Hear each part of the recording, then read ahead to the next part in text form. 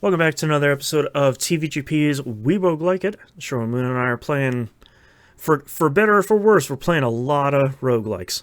I'm your host, Boston. Joining me Uh-huh. as always is Moon. Hi. This is our third week of Loot River. Loot River.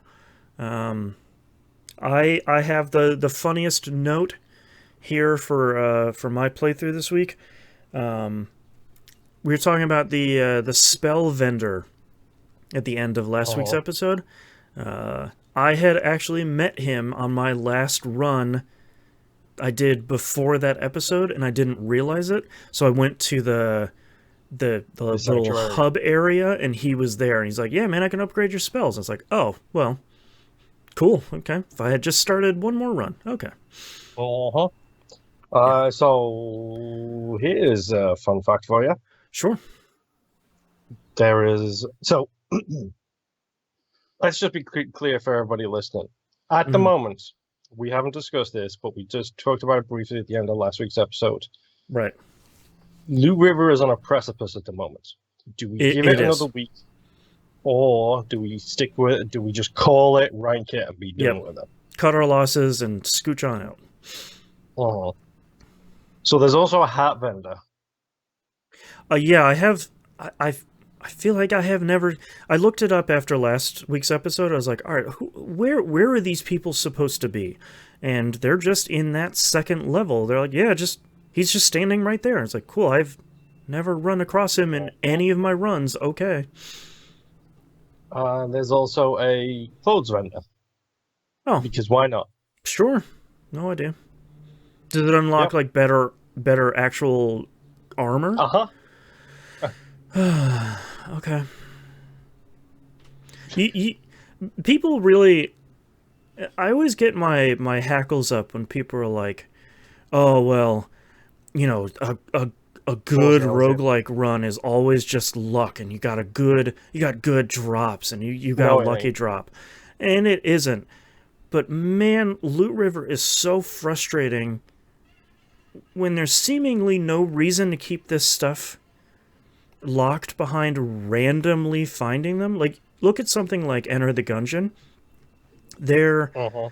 the NPCs that are in the sort of hub area. As soon as they're available, you run into them the next run. Like, getting the key Yep. and getting to them is the harder part. But I feel like in this game, I there are three vendors, and I have run into one of them, and okay. I've run in also into the Eldritch Horror guy that pulls something from the future. Um, He's kind of cool. I like him. I actually kind of like that mechanic because the game's like, well, it's going to pull something from the future, but it takes something from him. I'm like, well, I need to see what that is. It pulled some crazy sword for me that was like tier 4. It was doing a ton of damage, and it took all my potions. I was like, yeah, man, peace, bye, potions. Great. My See ya. favorite one is it took all my experience points. It doesn't reset you back Yep. to level one. It No, I just had takes one away what too. you've earned at the current level. And it's like, cool, Great. great, That's a fair fine trade. by me. Yeah. The one I hated was it took 2 points of strength. Ooh, ouch. Eesh. Yeah, I that one was the one I wasn't a fan of. yeah, the other thing I'm not a fan of from this week is I didn't realize that now that I started upgrading spells and like getting more spells, I didn't They're attached to realize. weapons. I didn't Yeah, know that. what the hell is that? That's Loot River. I didn't I'm know. Me and you had the same realization where no. it's like, wait, the spells are attached to weapons. Yeah, because And I went to in go this pick up a. case, Good. it's not the game's fault because it does say when you talk to that guy in that unlock screen, it's like weapons can have more additional spells Yeah, attached. yeah, and when you I was go like, to pick up a weapon, they're oh, like, "Oh, here are the two spells that are attached to it." And I'm like, "Oh, word? Yeah, great. That's oh, super." Um, it's it is. This has to be one of the most frustrating roguelikes I have played in a really long time because it just at every possible turn they have made the wrong choice. The metagame does not feel good to meta progression does not feel good to invest in because so many of the weapons feel the same. So many of the beginning spells feel useless. Where it's like, you can go invisible. Uh-huh. It's like, I don't want that. Oh, I got the lightning spell. Oh, it just fired off into nowhere? Just a lightning ball and not like a chain lightning that I thought it was going to be, which would actually be pretty neat. Um, it is just baffling at every turn. So, uh, I had a bunch of revelations this week. Okay. I don't know if they're good or not. I was going to say that. Still ha I I haven't decided whether Mhm. or not I want to We'll continue talk it or out. not with Yeah. this game still. Um, but the poise count on a weapon Yeah. basically indicates the window of opportunity for parries Okay. because there's certain enemies that would they do a delayed attack, and if you hit the parry button while the thing is up, you'll miss the parry every single time. Um, Ugh. Okay. However, if you get a big heavy weapon with a big poise number, you hit B and he's in that parry animation for a long time, and Oh, that okay. gives people the chance. So anytime I get a weapon, I'm like hit B a couple of times, try and figure out my window of opportunity there. Mm-hmm. Um, And and somebody then who's a fan of the From Software games is probably super yelling at us right now. We're not experts in that genre at all, so poise and its importance is something that is totally lost on me. and we're also not tabletop players. We don't play Sure. tabletop games. We don't Yeah. play TTRPGs or whatever the hell they're called. Like we don't do any of that stuff. So therefore, it's just a word. Yeah. Uh, And the whole point of this show is to go in as blind as possible and figure it out as we Mm-hmm. go, not to Google everything, otherwise it would just be a 2 weeks per game thing. It'd be us Uh, diving into every wiki. uh-huh. It's not we wiki like it, it's we rogue like it. That's right. Um, Write that so, down. So smack the pen out of my hand. No more shows. um, so the poise number matters. Sure. Honestly, I just got to the point where if I'm expecting an enemy to attack it, I bash the B button. I don't even care. I'm just Yeah. gonna hit it 6 times and then hope I stop in time to get the counterattack done. Honestly, Um, what I've been doing is when I feel like they're getting ready to attack, I wait for those little surprise fries to pop up, and I just roll behind them. Like I avoid the parry system completely. yeah, that's also helpful. There are a couple of weapons actually where you can get that do backstab damage, by the way, Oh, okay. um, which do critical attacks from behind. Mm. Which okay, so how many modifiers have you got so far?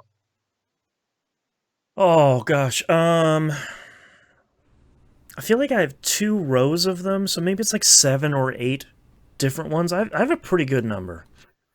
Yeah, so I've tweaked and messed around with those a little bit. Mm-hmm. The ones I'm rolling with right now, I believe, are random weapons, random defensive items, so random clothes. I have the screw you, you stupid stabby guys. You are not creating a toxic cloud when they attack you. Mm-hmm. Which is, I think, once you kill a certain type of enemy enough, you get a modifier that changes them. So Right.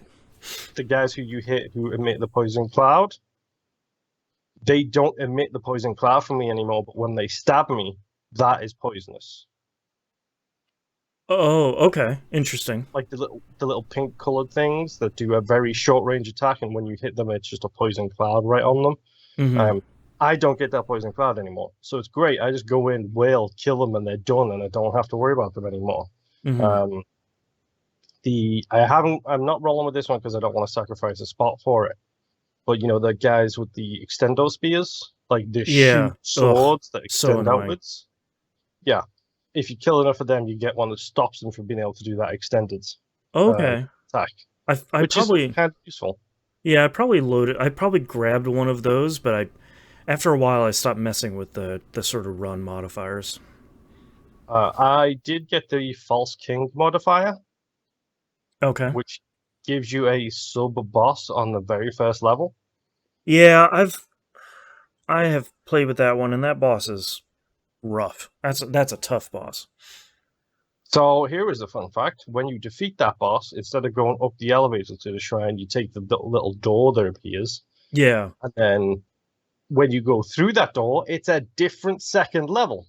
Yeah, it's like an alternate path. We were talking about Enter the Gungeon before, and it's very similar to that. Yep. So there's that whole thing going on.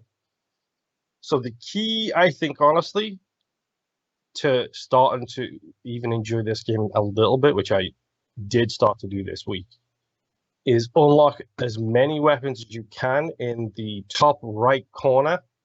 There is a Okay. weapon that looks like a club with barbs coming out of it. It's like Mm-hmm. it's not the very top right one, it's one diagonally down from that.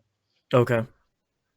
And this weapon changed how I play the game for one reason Oh, and one reason only. okay. Uh, because when you kill somebody with this weapon with a fully charged right trigger attack, Mm-hmm. it gives you knowledge. Interesting. Okay. So I started getting on a platform, moving the platform away from the enemies, standing right at the edge, fully charging, ram myself into that platform, let go of the charge, and because the fully charged attack is a double swing, so he swings once and then again, and Mm, he has iframes in that animation. right. Okay. Interesting.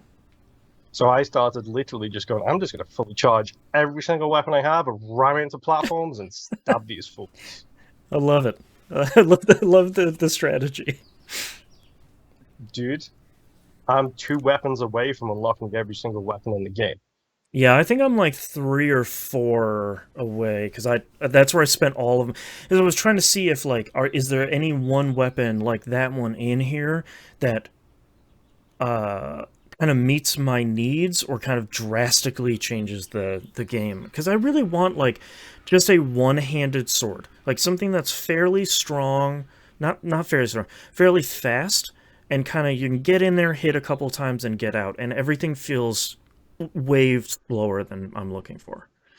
I think the circle item looks like a little chakra Yeah, thing. that thing's okay. That have you used the right trigger, the charge up attack on it?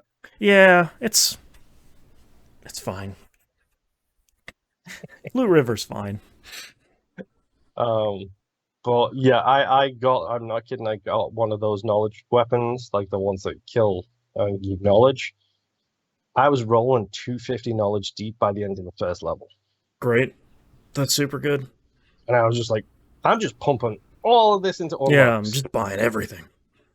There's a guy who gives you the clothes vendor, he gives you a shoulder pauldrons that reduce incoming damage.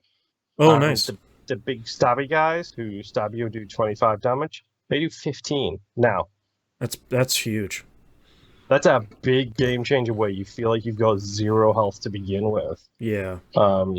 Then I also got a hat which randomizes your stats if you wear it when you die. So Wow. if you Okay. randomly wear this thing and then die, when you start your very next run, you've got like +1 or 2 points scattered throughout your stats. Interesting. That's a cool idea. So like I started with like 12 vitality on one of these runs, and I was like, cool. Do that. Your health bar is like half of the screen now. Uh-huh. It still Wow. goes down really quick, but still, and it Sure. Yeah. doesn't reduce the rest of it below 10. It just gives you 2 bonus points. That's cool. That's a cool idea. Like it's really interesting. Like there's a lot of stuff going on. I gave a bunch of coins to the stupid bard, and now I've got an extra potion Mm-hmm. modifier. Yeah, So I I did start that with this 5. week. Yeah, I didn't realize you could do that between levels until I talked to him this week. I don't know. I guess we're here Just at the point where don't we ask know. the question: do we go for a fourth week of Loot River, or do we stop it here? Um, I will be totally honest. I don't want to play any more Loot River. Well, there you go then. Yeah, I just the scientists will talk about it when they come up, but I don't want to play any more of this. We have stuck through a lot of roguelikes that are kind of on the bottom of our list not all of them have been bad, but maybe they've been kind of a miss in one way or another. Um, Oh, but I feel like the real killer for me in Loot River has been I don't feel like I'm making any progress, and any of the progress that I'm making feels so incremental to not be worthwhile at all. yeah, Yeah, it's such a bummer. Sorry, yeah, Loot River. All right, really, it is. yeah, Like, there's no real way to talk about it, and this is also a case of look, like we don't have the time right now with everything that's going on in all of our lives yeah. to be basically not playing this, putting out a 2 minute episode next week and being like, okay, well, we'll see what we feel like. It's like, Yeah, I was talking to Moon last week saying, like, we should think about if we're still not having fun after next week, because the worst thing I want to do is put out an episode where we are just like, yeah, it's week 4 and I'm not having fun. The end. Like that's no good for anybody. So oh, all right, well, sorry, Loot River. We're gonna call it early, which means the scientists will be back next week to kind of wrap up our total thoughts, and figure out where it's going to go in the list of the best roguelikes of all time. Our next game is going to be Rogue Legacy 2. This We're going to break from We Roguelike a tradition here a little bit. Typically, we would play the first game first and then play the second game. But after picking up and playing Rogue Legacy 2, I have I think we are going to. We're going to skip the first game because Rogue Legacy 2 is literally the first game with more stuff on top of it. So if we play Rogue Legacy 1, we're just playing Rogue Legacy 2 with less stuff. So it's not like Risk of Rain 1 and 2 where it's such a vast difference between the two. It's very much, yeah, here's the same game with extra, better, more fun stuff on top of it. So, do you want to know what Rogue Legacy 1 is like? It's Rogue Legacy 2, just with less stuff in it. So, yep. we're going to play Rogue Legacy 2. That's available on Xbox platforms and PC. It's not available on Switch or PlayStation platforms at time of recording, but hopefully sometime in the future. But that's a very small team too. So they said they don't have the resources to port it right now. So that's gonna be our next game. We hope we'll see you all next run. Bye.